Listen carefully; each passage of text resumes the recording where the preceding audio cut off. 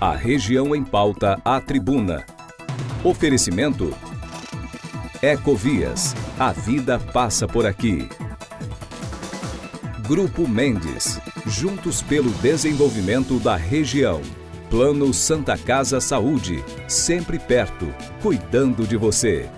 E Só Bloco. Nossa tradição é inovar. Olá, tudo bem? Olá, secretária. Muito obrigada. Prazer em estar frente a frente aqui com a senhora. Agradeço, antes de mais nada, em nome do Grupo Tribuna, jornal, TV, G1, a Tribuna Online, nossa rádio, TFM. Agradeço muito pela sua agenda. Sua assessoria foi muito rápida e muito firme em dar uma resposta positiva para a sua presença, e eu sei que a sua agenda não deve ser fácil, não deve estar fácil, então agradeço muito esse tempo da senhora aqui com o nosso público. Esse é um evento do Grupo Tribuna, está dentro de um projeto que nós já mantemos aqui há 5 anos, que é o Região em Pauta. É um projeto do Grupo Tribuna, chancelado aí por 4 parceiros: Só Bloco, Grupo Mendes, Santa Casa Saúde e Ecovias.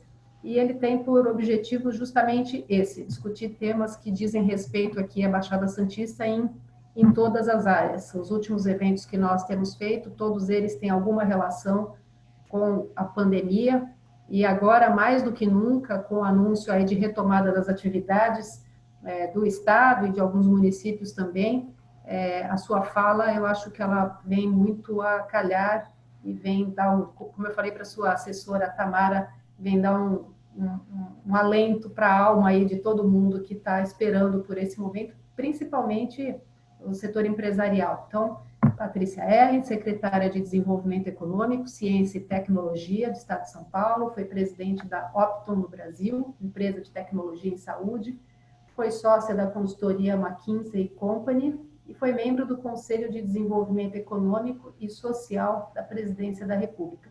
Secretária, seja muito bem-vinda e obrigada mais uma vez. Eu que agradeço o convite, Arminda, muito obrigada, Leopoldo, a todos aí da tribuna e da Baixada Santista em especial. Peço desculpas aqui pelo horário, a gente está aqui a toque de caixa, gerenciando várias questões ao mesmo tempo. Estamos sempre pontuais aqui, mas hoje que peço desculpa por esses minutinhos. Não tem problema. Eu combinei com a sua assessoria, então, da senhora ter uma fala inicial de uns 15 minutos, enfim, o tempo que for necessário, dentro desse tema, perspectivas econômicas para o Estado e Baixada Santista. Eu acho que deve ter bastante informação aí consolidada na sua pasta. Eu acho que seria importante dar esse panorama geral e aí a gente abre para o nosso bate-papo, não só meu, como do Leopoldo, e também dos nossos convidados que já vão chegando. Pode ser assim? Pode sim. Então, vamos lá. Eu vou fazer até um pouquinho diferente. Eu vou fazer uma fala um pouco mais curta, se você tiver ok, para a gente usar mais tempo com as perguntas e eu responder as perguntas que estão chegando. Tá? Tá bom, tá certo, combinado. Vamos lá. Bom, primeiro, pessoalmente falando aí, hoje foi meu dia de baixada e sempre que eu posso converso com o público da região. Eu gosto muito da região da Baixada por vários motivos, mas passei boa parte da minha infância aí em várias regiões da Baixada, então eu conheço super bem vários cantinhos aí, Suarão, Itanhaém, passei bastante tempo lá, Peruíbe, Guaraú, também passei bastante tempo. Minha mãe tem até hoje uma casinha lá em Guaraú, então vou bastante para lá. Na Praia Grande, torço para o Santos. Opa, agora sim. Eu tenho uma lista aqui de coisas que me fazem ter a Baixada sempre no coração. Até assim, trilhas e cachoeiras especiais conheço lá em Cubatão, Guarujá, então é um lugar que eu passei muito tempo, de pequenininha, adolescência até hoje, então realmente com muito carinho que eu estou aqui com vocês hoje. Posso começar a falar um pouquinho do plano? Pode, vamos lá. Então, vamos lá. Sobre o Plano São Paulo, eu queria lembrar que ele foi feito pensando aqui em 3 momentos.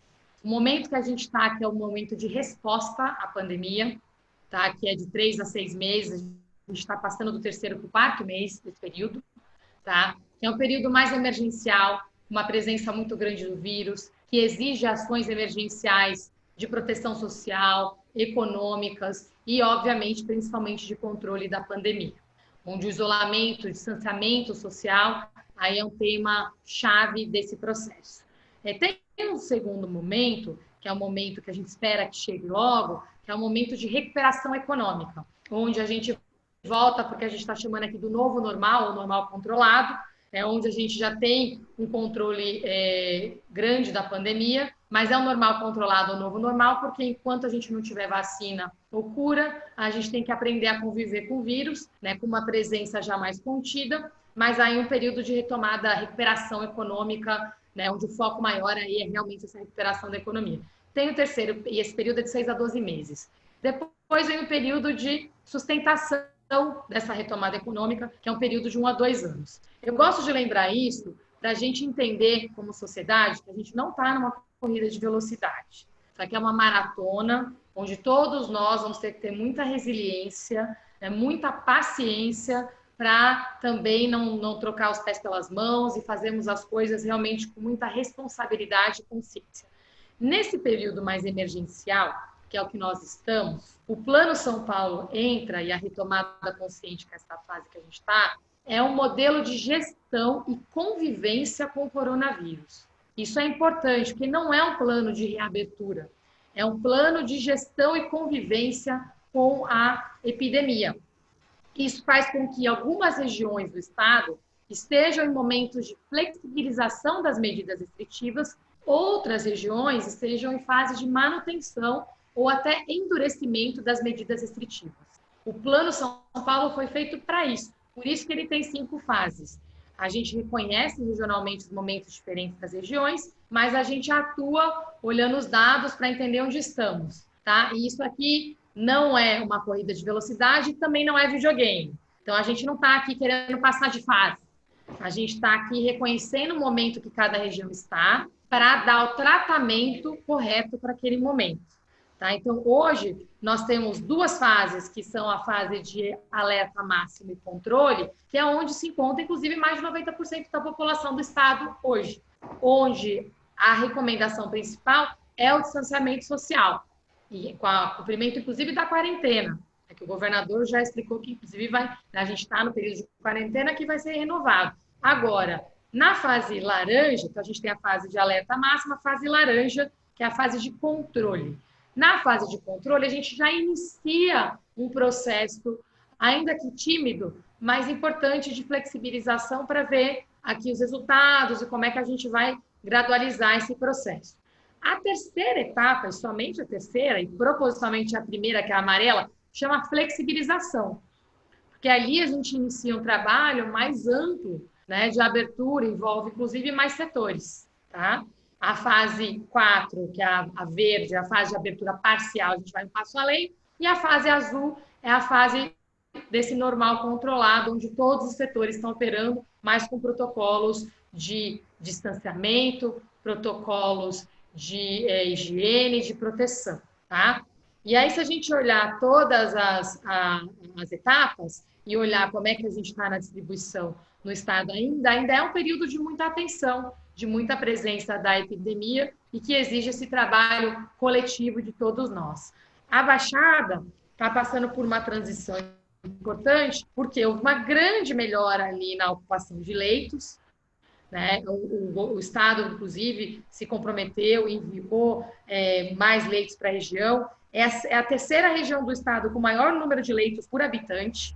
Então, é muito importante isso, né? A Baixada hoje está com uma ocupação de leito próxima de 70%, e está aqui com um número de quase 23, né? 22,6, mais específica, leitos a cada 100 mil habitantes, né? E está com um momento também, que é sempre importante reconhecer, o prefeito Paulo trouxe isso, a gente também teve o prefeito de Peruíbe Itanhaém aqui conosco, eles colocaram que, e a verdade, estão investindo muito em testagem, como deve ser feito, e a gente nota a diferença, porque é uma região que está crescendo o número de casos confirmados, mas está com uma estabilização e até uma redução de internações e óbitos dessa semana com relação à semana anterior. Então, a gente está com uma expectativa positiva com relação à Baixada, de haver aqui uma oportunidade clara de trabalho aqui para a fase laranja e já pensar nas próximas etapas também de flexibilização se esse cenário se mantiver. Agora, o que é importante? Para que esse cenário se mantenha, o Estado fazendo a sua parte aqui com os leitos, a Prefeitura fazendo a sua parte com testagem, a flexibilização gradual, mas a população também precisa fazer a sua parte e respeitando o isolamento, né, e só sair quando for estritamente necessário. É muito importante a gente ter a consciência da importância dessa etapa de transição pela qual nós estamos passando. E um ponto importante é que prefeitos que derem um passo além, eu costumo dizer que esse é o momento que a gente está testando e separando os líderes de verdade, né, dos líderes de ocasião, né? Os líderes de verdade vão mostrar os dados, explicar para a população em que fase estão, e tipicamente eles têm sido mais contidos, mais responsáveis, mais conservadores ainda do que o mínimo que é determinado pelo Estado, né? Então, o que isso quer dizer? Se está entrando na fase laranja, ao invés de abrir tudo de uma vez, vamos fazer um trabalho de pactualização setorial, vamos separar os horários de funcionamento para evitar grandes aglomerações, vamos fazer um trabalho, o prefeito entra fazendo realmente um trabalho de liderança para que essa retomada seja bem sucedida. Alguns, e eu digo para vocês que é exceção, isso é muito importante, entre 645 municípios, eu posso citar, assim, 5 ou 10 casos no máximo, né? Tem alguns prefeitos que, infelizmente, não entenderam a relevância do momento e acabam indo além nesse modelo de abertura e flexibilização. E eu posso garantir para vocês que os dados não vão demorar a mostrar, né, o problema disso, porque o que acontece? Primeiro, o Ministério Público está atuando, né? Ainda bem, a gente tem em São Paulo aqui uma ilha de gestão técnica em todos os poderes, o que é ótimo. O segundo, os dados mostram e a população cobra, né? Se a gente tiver crescimentos isolados de casos, de óbitos, internações, de ocupação de leitos, isso vai ficar claro para a população. Então, eu peço para as pessoas, e os gestores, como eu disse, a maioria dos prefeitos já estão vendo isso, mas para a população e a opinião pública, não focar tanto na foto do dia, mas no filme. A gente precisa ter uma trajetória concreta, uma trajetória que mostre esses resultados. E eu falo isso não somente aqui, hoje eu até mencionei na coletiva, eu estou falando como mãe, principalmente como filha, né? Assim, meus pais são grupo de risco e também são empreendedores. É óbvio que essa pandemia, essa quarentena, não está sendo fácil para ninguém. Além das pessoas, todos nós vemos como é difícil ficarmos em casa, tenho 2 filhas pequenas, gêmeas de 5 anos, quarentena em casa, né? O primeiro dia, o segundo dia, daqui a pouco a gente está ajudando. Nenhum de nós foi preparado para dar aula em casa, para crianças, e a gente ali tocando, a gente vê o valor dos professores em primeiro lugar, né? E começa a sentir a falta da família, ver o drama econômico que todos estão vivendo, né? E aí eu comentei esse caso, minha mãe é corretora de imóveis e motorista, meu pai é empreendedor, tem uma loja de material de construção, então eu vejo pelo que eles estão passando. Mas mais além, eles já entenderam também que o desafio deles não é a quarentena, mas o Covid, né? A gente vai ver agora com essa retomada gradual que não é assim. As pessoas não vão voltar para a rua consumindo, porque está todo mundo duro, né? A gente está passando por uma grande recessão que não é estadual, não é nacional, ela é global, né? E para que essa retomada aconteça gradualmente, todo mundo vai ter que colaborar, né? Então, eu termino aí minha fala inicial, realmente... acho que com 3 mensagens-chave. A primeira, o Plano São Paulo é um plano de convivência gradual, regionalizada aqui com essa pandemia, né? Não é sair abrindo tudo. Estamos falando aqui de uma maratona, não é uma corrida de velocidade, né? E é um trabalho coletivo, integrado, todo mundo contribuindo para que o resultado seja positivo. E, se alguma coisa piorar, nós temos medidas, todas as medidas necessárias, seja através do executivo, do legislativo ou do judiciário, para intervir e que para a população ser protegida. Nosso compromisso sempre foi e continuará sendo com salvar vidas, também respeitando a ciência e dados, e não há, nesse sentido, nenhum tipo de divergência entre a saúde e a economia. Eu acompanho cenários que nos passam do Centro de Contingência Epidemiológica e do Conselho Econômico. Nunca recebi um cenário de um que fosse divergente do outro com relação ao momento e a forma de conduzir a gestão da crise. Então, essas mensagens eu queria que ficassem claras para todos. E aí, todo o trabalho que está sendo feito para apoiar os empreendedores, com medidas de crédito, medidas de orientação, com o Sebrae, com a Desenvolve São Paulo, o Banco do Povo. E, além disso, a gente precisa que a ajuda do governo federal econômica para os nossos empreendedores e empreendedoras chegue agora. A questão do tempo é muito importante, né? Porque se chegar daqui a 2 meses, vai ser tarde demais. Então, a gente precisa participar juntos desse processo de entrega desses recursos, seja do governo federal, seja do setor privado, porque os recursos estaduais e municipais não são suficientes para a dimensão que essa crise tomou. Seguimos comprometidos e com essa prioridade, respeitando a ciência e a vida. Tá certo. Agradeço, então, sua fala inicial. Eu teria várias perguntas aqui, mas eu estou vendo que já tem muitas perguntas chegando do público. Eu vou fazer uma única pergunta e o Leopoldo depois pode entrar na sequência.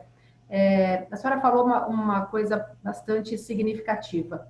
Falou das fases, né, que a gente está numa fase aí que leva de 6 a 12 meses, e falou que a gente não pode olhar a fotografia, a gente tem que olhar o filme. Isso é uma metáfora muito interessante. Olhando o filme da Baixada, secretária, a gente aqui também a gente também vive um momento diferente em relação a outras regiões. A Baixada Santista, ela já vinha, antes da pandemia, ela já vinha sofrendo, na questão econômica, um esvaziamento, digamos assim. Então, aqui, os números da CAGED, que a gente divulga mensalmente, sempre são, ou quase sempre são, piores que os dados de Estado, os dados de União. Então, a gente já vinha num período de expectativas, mas um período desfavorável em relação a outras regiões, né? Só para citar 2 dados bastante rápidos aqui, a gente até fez uma matéria recente, que 2 questões que vêm se somar à pandemia, que é em relação aos Minas, né, em Cubatão, que está anunciando aí 60% de corte do seu corpo funcional, então são 960 funcionários dispensados, e a Petrobras, que era, assim, a grande menina dos olhos aqui da Baixada, né, que houve uma expectativa muito grande, houve um investimento por parte do setor empresarial, da construção civil, do setor de hotelaria, e que também está anunciando aí a transferência de 937 funcionários para a sua unidade do Rio. Então, as 7 plataformas que nós temos aqui na Bacia de Santos, que de alguma forma esses funcionários estavam ligados a Santos, vão deixar de estar ligados a Santos e a partir de 1º de junho já estão ligados ao Rio. Então, assim, para além da questão do impacto econômico da pandemia, olhando o filme já vinha meio nublado, digamos assim. Então, da mesma forma que o Estado está olhando para suas regiões de uma maneira diferente da questão saúde, então tratando cada região de forma diferente, eu queria saber se o Estado também pretende olhar para as diversas regiões de forma diferente na questão econômica, e quem tiver numa situação pior terá uma atenção especial e incentivos e, enfim, da melhor forma possível por parte do Estado. Se isso está no radar da sua secretaria e do governo João Dória. Muito bem. Está no radar da secretaria e do governo João Dória, na verdade, todo o governo do Estado de São Paulo. O governador demandou, inclusive, o projeto de retomada econômica 21-22, que é uma liderança aqui do secretário Henrique Meirelles, compartilhada comigo, participação direta da Investe São Paulo, Desenvolve São Paulo. Nós temos um trabalho sendo feito, conduzido pela FIP, inclusive, dessa retomada conosco, e a primeira análise que nós estamos trabalhando é a de vulnerabilidade econômica regional, para entender aí a vulnerabilidade relativa de cada região, com relação a postos de trabalho, a perda de PIB setorial. Esse trabalho está sendo realizado e a gente já está fazendo, ontem mesmo a gente teve reunião de trabalho com o secretário Henrique Meirelles, o secretário Júlio Serfão de Relações Internacionais também, porque muito do trabalho é de retomada de exportações e para a Baixada isso é crítico, inclusive pelo papel do Porto de Santos. Então, a gente está agora com a governança estabelecida desse processo, toda semana temos reuniões de trabalho e tem uma equipe totalmente dedicada a isso, né, que não olha a pandemia, que olha a retomada econômica.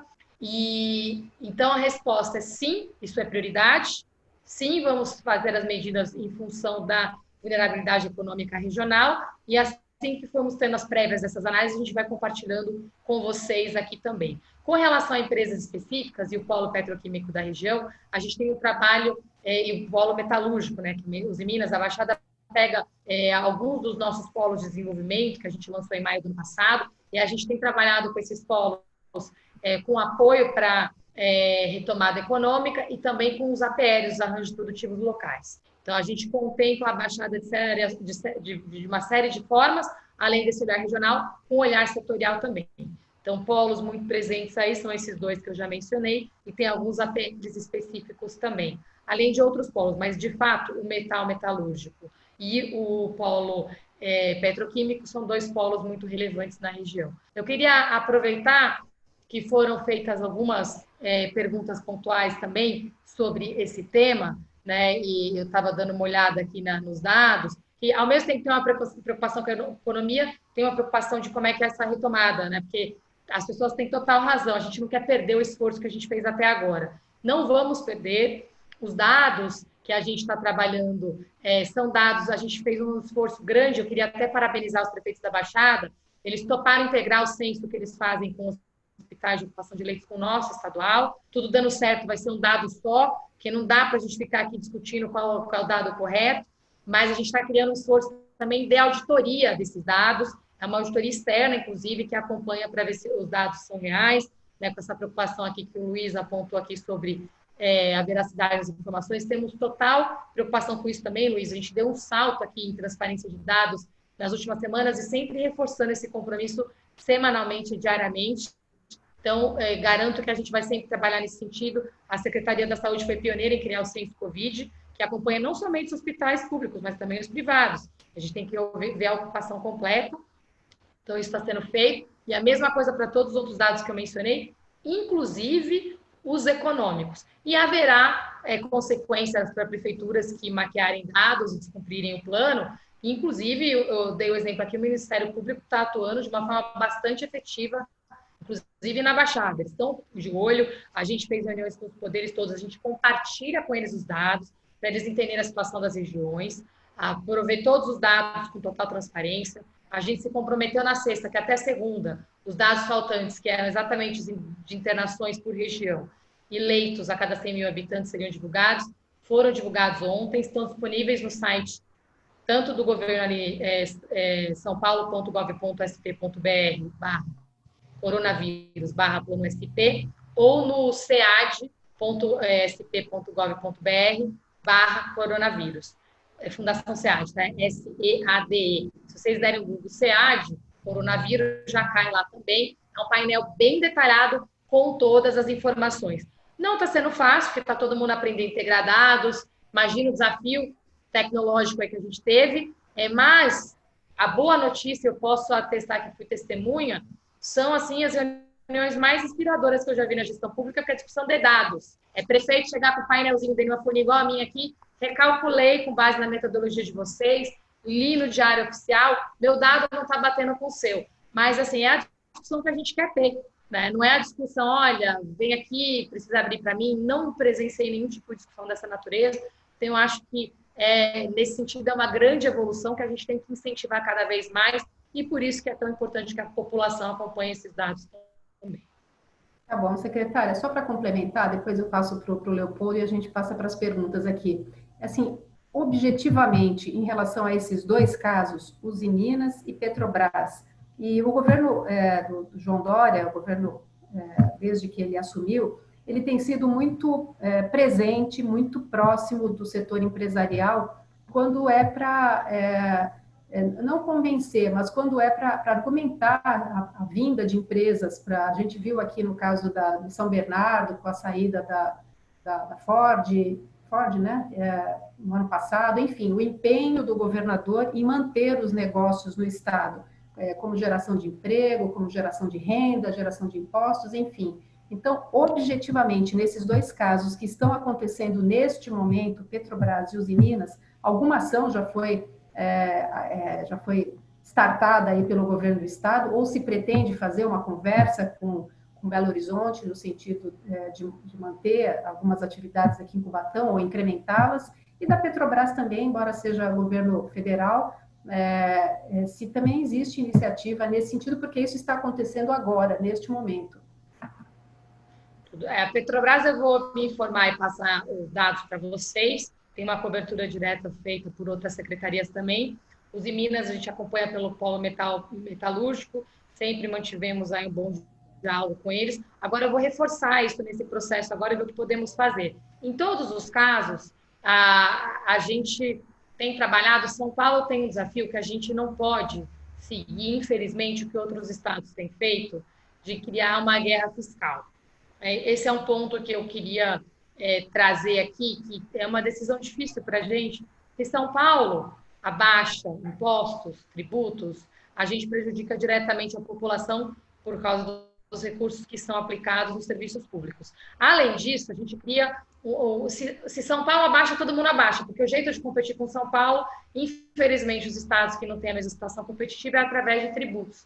E as empresas, quando têm um olhar de curto prazo, elas colocam na conta só o benefício nos próximos 6 meses, acabam tomando decisões um pouco precipitadas. Eu falo com o meu antigo chapéu de executiva, que se você fizer a conta no médio e longo prazo, não fecha essa saída de São Paulo pelo ganho de competitividade e tudo.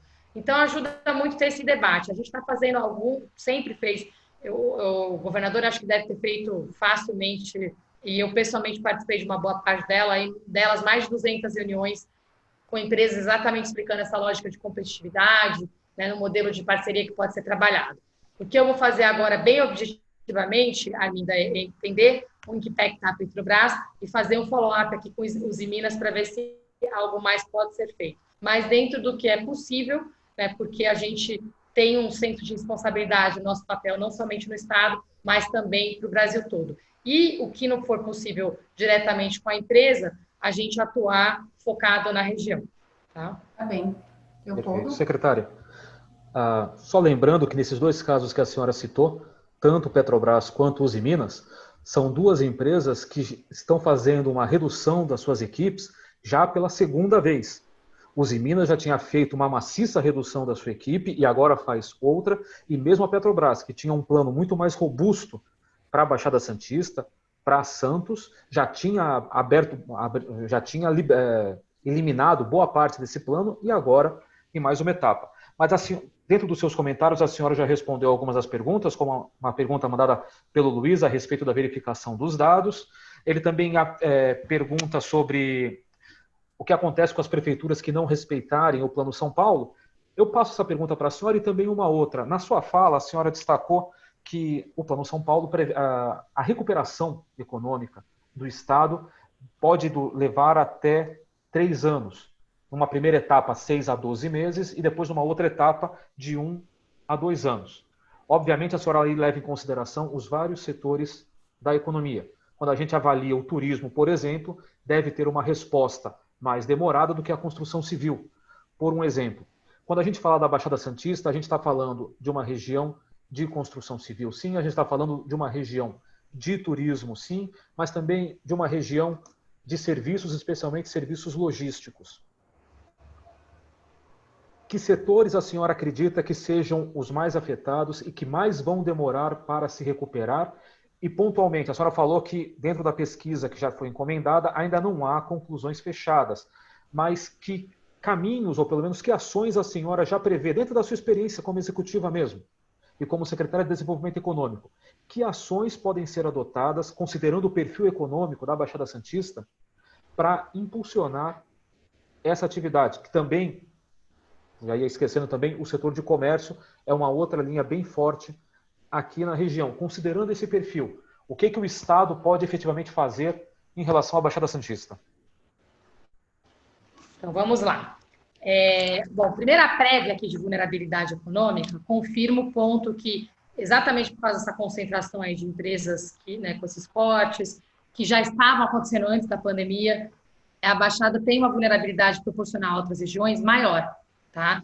Não em perda de PIB total, mas em perda percentual do PIB. A gente tem uma expectativa de perda até o fim do ano, né, para o Estado entre 5,5% e 6%, né, de queda de PIB, e a gente entende que a perda atualizada aqui até dia 1º de junho, é óbvio que depois tem uma retomada, a Baixada liderou esse ranking, né, porque a gente teve uma perda média aqui da região metropolitana de 4,74% do PIB. O próximo aqui, a região metropolitana de São Paulo, 4,5%, Campinas 4,5%. É óbvio que, se você, como eu falei, se olhar em tamanho do PIB, é um valor proporcionalmente menor, mas em percentual do PIB, o impacto é muito mais sentido e, por isso, as medidas têm que ter esse tipo de cuidado. A outra coisa, sobre os setores mais afetados, turismo é um setor que tem um desafio grande, sim, né, e que uma retomada mais lenta, e a gente já percebe isso porque não teve quarentena no turismo, né? Teve uma quarentena comportamental, com isolamento, enfim, e que a gente está vendo no mundo inteiro que não é um setor que está tendo uma retomada imediata. Então, temos uma preocupação específica com esse setor. Em relação ao comércio, já imagino uma retomada média ou até um pouco mais elevada, eu já volto nisso, porque a gente vê um novo comércio, um novo modelo de negócio, uma atividade de empreendedorismo muito forte. Eu já queria voltar nisso aqui. Agora, a gente tem outros setores similares ao do turismo que não tiveram quarentena, que tiveram impacto muito grande, né? Serviços domésticos, outros que tiveram, sim, quarentena, academia e beleza. Beleza é um setor muito relevante no estado inteiro.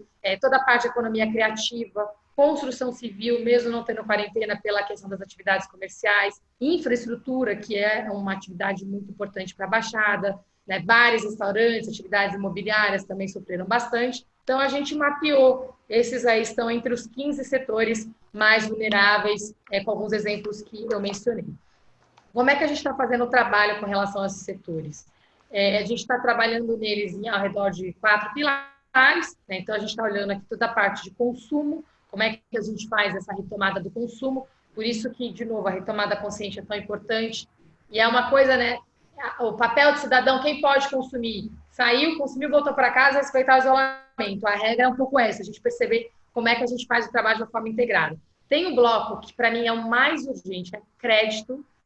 Nossos empreendedores precisam de capital de giro, né? Então, no governo do estado, a gente lançou iniciativas de microcrédito e crédito para pequenas e médias empresas com a Desenvolve São Paulo, Banco do Povo e Sebrae.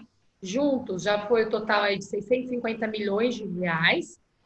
Na parte de microcrédito, só esse ano, a gente já concedeu, através do Banco do Povo, quase 150 milhões de reais. Quase 100 foram na linha Covid, com condições ainda mais especiais, com a menor taxa do mercado, ou 0%, que é o juro zero em parceria com o Sebrae, ou 0,35 ao mês. Nós estendemos períodos de pagamento, isentamos um período maior, sem parcelas pagas, aumentamos o valor aí para crédito sem avalista, hoje até R$3.000, antes era 1.000, aumentamos o valor médio aí das linhas, mas mais de 8 mil empreendedores já foram contemplados com esses créditos através do Banco do Povo, Sebrae Desenvolve. O Sebrae colocou mais 50 milhões em parceria conosco, a Desenvolve São Paulo também está fazendo um trabalho, e o Sebrae lançou um fundo emergencial, também com outros 50 milhões. Nós estamos agora estudando, em adição a esse trabalho, um fundo emergencial, que a gente consiga reduzir ainda mais a taxa e atender pessoas negativadas, que é quem mais está precisando nesse momento. Isso vai precisar de um projeto de lei aprovado na Assembleia, mas estamos bastante otimistas. E tem um trabalho sendo realizado de reorganizar os gastos públicos para a gente poder aportar mais recursos nessa parte do crédito. E o último bloco é o bloco de exportações e investimentos. Como é que a gente atrai mais investimentos para o Estado, inclusive internacionais, e retoma as exportações do nosso Estado, e isso criaria muita atividade, inclusive, na região da Baixada. E aí eu queria só voltar no ponto do empreendedorismo que eu mencionei. Eu vou, mas eu volto, tá? Não esqueço, não. Que teve uma boa notícia para a gente. Eu tenho acompanhado a quantidade de empresas abertas mês a mês através da junta comercial. Vocês viram que ontem teve uma matéria grande falando de como cresceram as MEIs aí no Brasil, e aí eu fiz um recorte pelas empresas que passam pela junta. E em maio, a gente voltou a crescer o número de empresas abertas. Então, em março, a gente teve ali cerca de 16 mil empresas abertas, abril caiu para mais ou menos em torno de 5 mil, e agora em maio, a gente retomou para 10.700, se não me falha a memória. E na Baixada, dessas 10.700, cerca de 20% foram na Baixada, quase 2 mil empresas abertas. teve um saldo de empresas fechadas, a gente sempre olha o saldo líquido, mas o saldo foi positivo, entre 600 e 700 empresas abertas líquida em um mês ali nessa região. Então, a gente tem uma oportunidade nesse período ali na região, foi um período mais longo que um mês.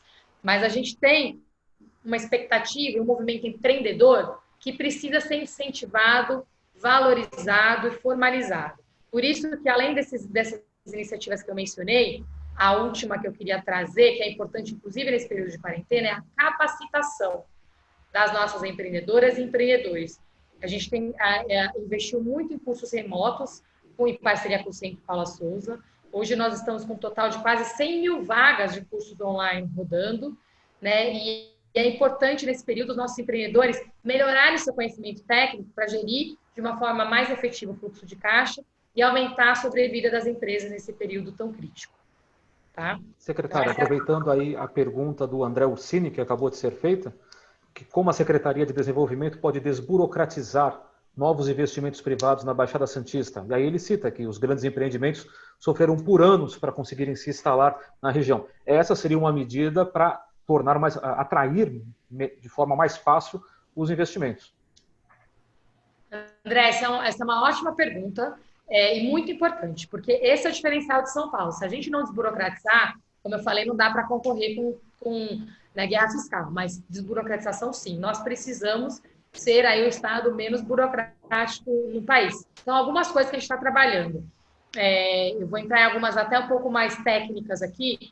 A gente precisa melhorar a posição do estado de São Paulo e indiretamente a do Brasil no ranking do InBusiness. Tá? A gente tem uma posição muito ruim no Brasil. Eu viajei com o secretário Henrique Meirelles, Luiz Sesson, nosso governador, ano passado. Foram 10 viagens aí de negócios internacionais.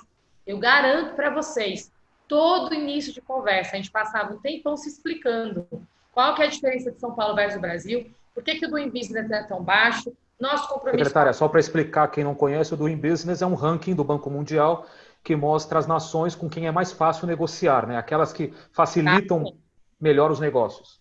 Então, todo mundo, assim, a gente tem uma fama de burocracia que chega antes da gente.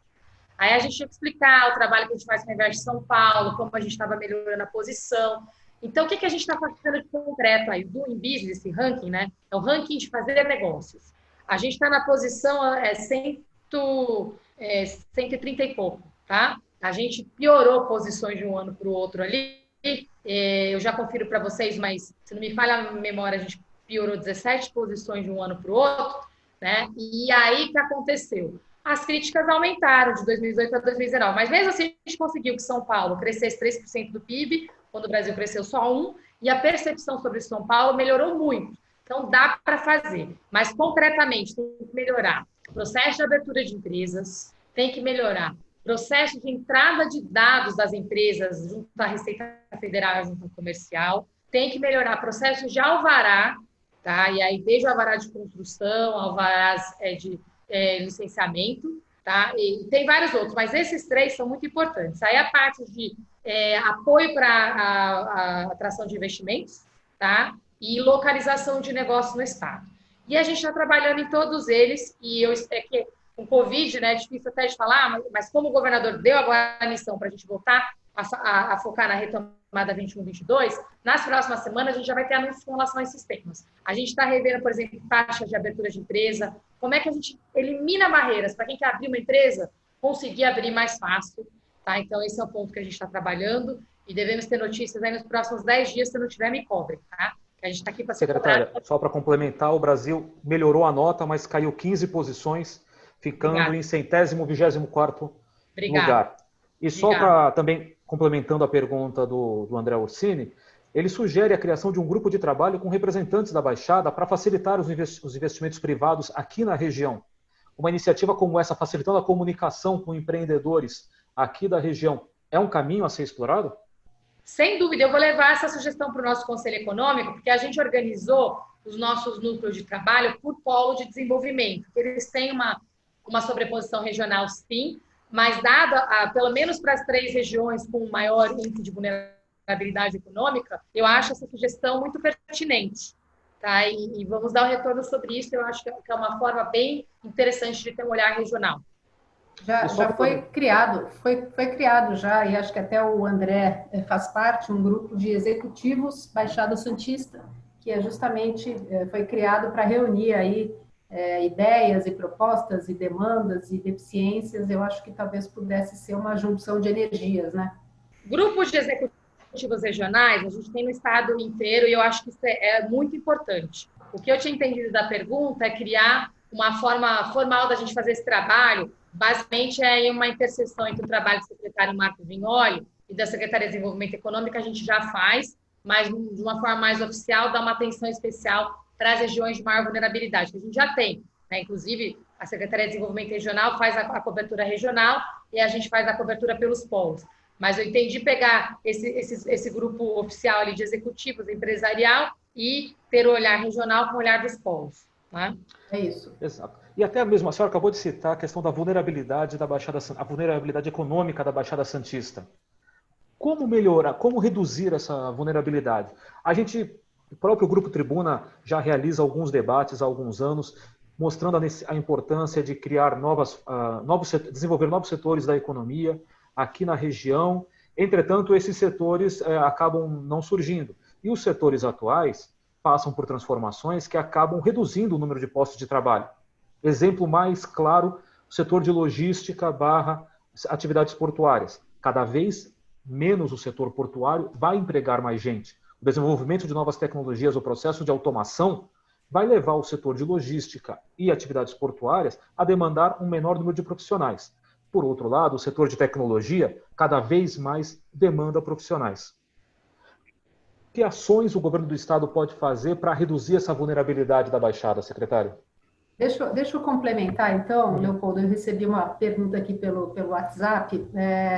Era uma intenção do governo do estado, justamente porque aqui existem algumas características que diferem de outras regiões, que é a questão ambiental, que é até a questão sindical. Aqui ainda existem sindicatos fortes que, às vezes, enfim, se interpõem aí em algumas ações governamentais e ações empresariais. Então, às vezes, se torna difícil implantação de novos empreendimentos. Mas já era intenção de governos estaduais passados que aqui fosse um polo de tecnologia, né? Então, complementando aí a pergunta do Leopoldo, será que não seria o caso, então, de focar a Baixada para ter um outro pilar, que fosse esse pilar de um grande parque tecnológico, enfim, que essa área de tecnologia fosse, quem sabe, uma nova vertente econômica mesmo, porque a gente sabe que gera empregos, enfim, que gera ações e que gera receita também.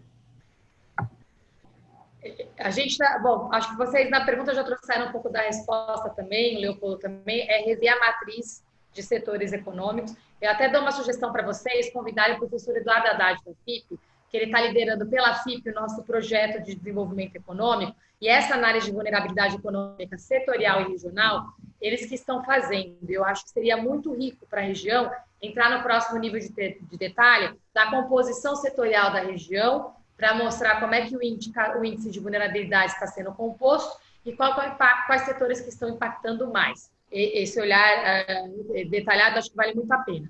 Além disso, a gente está fazendo exatamente isso. Com a criação dos polos, inclusive, ano passado, foi exatamente com essa intenção de fazer um trabalho vocacionado, que deu muito resultado já em 2019. Eu falei, a gente entregou um crescimento econômico 3 vezes maior que o do Brasil.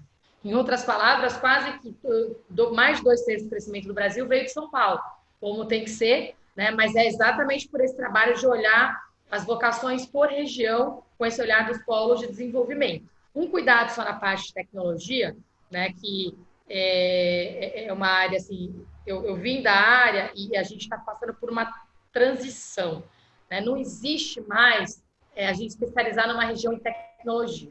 Na verdade, todos os setores vão ter que ser altamente tecnológicos. E os parques tecnológicos que foram criados simplesmente para ser um parque tecnológico não deram muito certo, né? A gente precisa ter empresas, investimentos concretos na região, temáticos. Então, tecnologia é quase que a gente tem que assumir que todos os setores vão ser altamente tecnológicos agora. Mas em que? A gente quer estar criando tecnologia vocacionada para a área médica, dentro da área médica, biotecnologia, ciência da vida, e é nisso que a gente está ajudando com esse olhar dos polos de desenvolvimento, e que eu acho que nesse debate da Baixada, a gente pode engajar com vocês exatamente nessa reflexão para a gente trabalhar de uma forma integrada. E no nosso trabalho com vocês, ano que vem a gente já vai ter uma agenda internacional bastante ampla novamente, e a gente sempre apresenta as regiões do estado, né? Onde é que estão os polos, onde é que eles estão concentrados, porque o conceito que faz com que as empresas fiquem é você criar uma cadeia de valor fortalecida, né? Então, vamos pegar um exemplo aqui, vocês têm o polo metalúrgico aí, tinha todo o trabalho, tem o trabalho que a Usiminas faz, a gente trazer empresas que trabalham com produtos eletrônicos, né? A tecnologia de eletrônicos, como um exemplo, tá? Ela vai produzir alguma coisa que usa a matéria-prima que você já tem no local e faz uma integração completa da cadeia. Produtos eletrônicos para exportação, o que vai ser, né? Então, a gente criar o nosso modelo, já que tem o Porto de Santos ali também. Então, a gente tem que amarrar de ponta a ponta o desenho completo dessa cadeia de valor. E é esse o trabalho que a gente faz nos polos de desenvolvimento. Tá? Secretária, eu sei que a gente já está vencendo o tempo aí que eu combinei com a sua assessora, mas eu tenho uma pergunta específica e até a senhora tangenciou aí logo na sua primeira fala, que é a questão do turismo. De fato, o turismo foi organicamente impactado, né? E não só aqui na Baixada, mas no Brasil e no mundo todo, e vai ser um setor difícil de ser retomado. Só que há um conceito, já um pensamento de que a pandemia ela pode favorecer, digamos assim, o turismo doméstico, o turismo interno. E dentro do Estado, acho que ainda mais, né? Então, se você tem hoje a possibilidade de ir para a França, eu não vou para a França, não vou para os Estados Unidos, eu vou fazer uma viagem doméstica. Voltando à questão do radar, está no radar do governo do Estado fomentar o turismo dentro das próprias regiões do Estado, e isso poderia nos ajudar diretamente, fazer uma campanha para o interior ou para outros estados falando da Baixada Santista. E o governo do Estado tem esse olhar porque lançou no ano passado, ou no começo desse ano, a gente se perde um pouco no calendário, aí o São Paulo para Todos, que envolvia inclusive as empresas aéreas, e foi uma campanha bem bacana e bem interessante. Então, é possível que isso seja um olhar do governo do Estado, pensando que a Baixada foi impactada severamente porque tem o turismo como um pilar importante?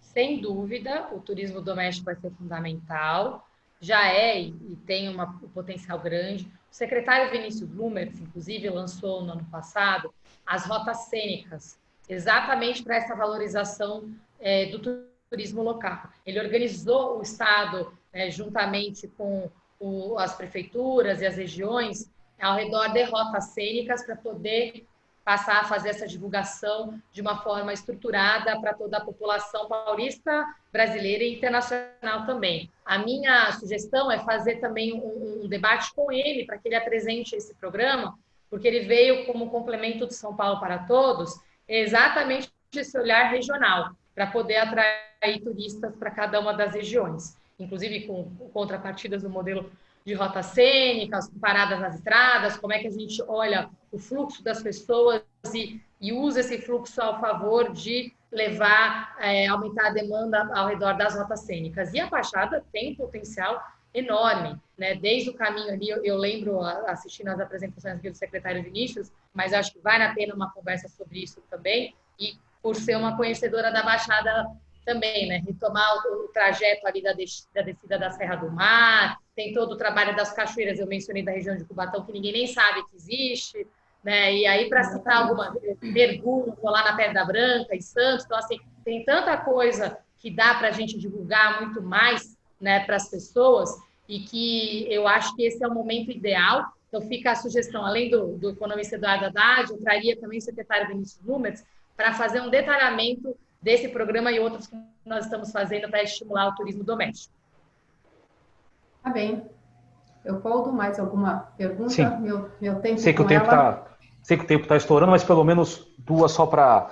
Uma, na verdade, foi feita aqui pelo Luiz mais uma vez. Ele gostaria de um esclarecimento da senhora sobre quais são as eventuais consequências para as prefeituras que não cumprirem o Plano São Paulo. E a segunda pergunta, secretária, a Secretaria de Desenvolvimento Econômico, o governo do Estado, aliás, ele também tem um dos projetos para incentivar o comércio exterior, ou pelo menos a vocação de exportação de várias regiões do Estado.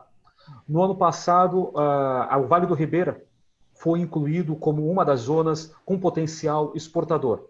Na avaliação inicial do governo do estado, a Baixada Santista, apesar de contar com uma rede de infraestrutura voltada para isso, não tinha ainda um potencial de produção de artigos para exportação. Ficaria para uma segunda fase.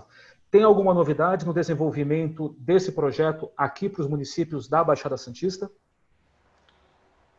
Sobre a primeira pergunta, o governo está fazendo toda a fiscalização dos municípios, do cumprimento do Plano São Paulo. Essa informação é passada diariamente para todos os órgãos responsáveis, e inclusive para a população. Na parte da vigilância, para quem não fizer fornecimento de dados, tem todo um trabalho de multas aplicadas diretamente, inclusive aos órgãos, aos hospitais diretamente, às empresas de diagnóstico. A gente reforçou e republicou uma série de resoluções. Então, há uma série de medidas sendo aplicadas e que estão sendo divulgadas diariamente. Eu mencionei 2 exemplos aqui. O Censo Covid, na sexta-feira, tem multas aplicadas, inclusive aos hospitais que não divulgarem, processo de auditoria. Mencionei a resolução das empresas de diagnóstico, municípios e empresas. Todos que realizarem testes, não passarem suas informações, ou passarem informações incorretas, são passíveis a multas e penalizações. E o processo do Plano São Paulo, inclusive, está sendo, como eu disse, acompanhado pelo próprio Ministério Público de uma forma muito efetiva e muito direta. Com relação ao potencial de exportação, teve um mal-entendido, não é isso, tá?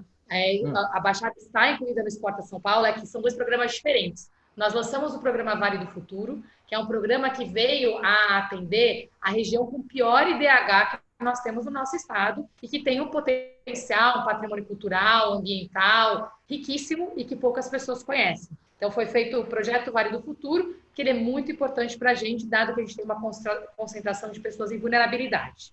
Esse é um programa. O outro é o Exporta SP, tá? Que é o programa de valorizar exportações, que é um dos pilares fundamentais da retomada 21-22. E a Baixada, nesse sentido, é prioridade total, inclusive pela localização geográfica, não somente pelos produtos da região, mas os produtos que estão escoados através da região. Tá? Então, essa explicação foi dada até mesmo por integrantes da sua equipe para justificar por que foi criado um grupo de trabalho e de qualificação no Vale do Ribeira, e esse grupo ainda ia demorar um pouco para ser criado aqui na Baixada Santista.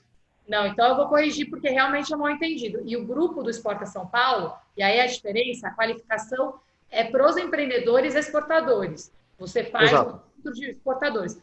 O Vale é uma qualificação dos empreendedores locais de uma forma um pouco mais sistêmica da região. Tá? Você pega pessoas que não tiveram acesso à educação, tem uma questão, enfim, tem várias outras questões ali do Vale que estão sendo trabalhadas.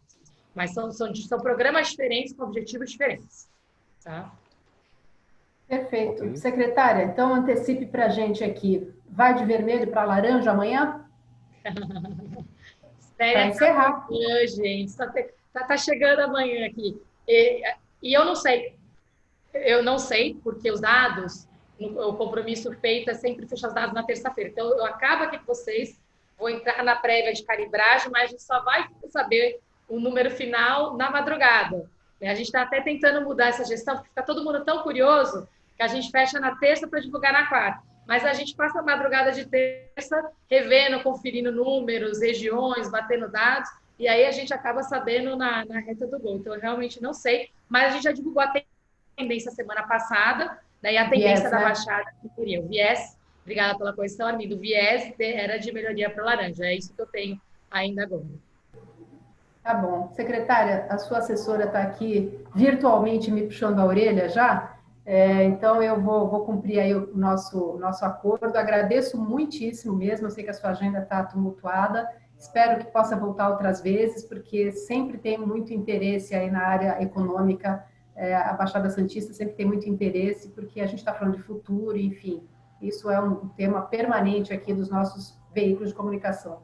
Muito obrigada e agradeço também a todos que participaram, né? A sala está cheia, né?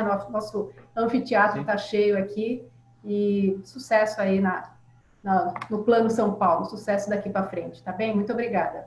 Eu que agradeço a todos vocês. Luiz, a resposta da sua pergunta é não, mas obrigada. E a pergunta é se ela é pré-candidata a vice-governadora em 2022. Acho exatamente, que é isso, pelo né? menos o que consta é que a senhora... A senhora integraria a chapa do governo do estado em 2022. Não sou candidata a nada, pessoal. Vamos focar aqui no que importa. Por favor, não sou candidata. Não sou, não Tá serei. bem.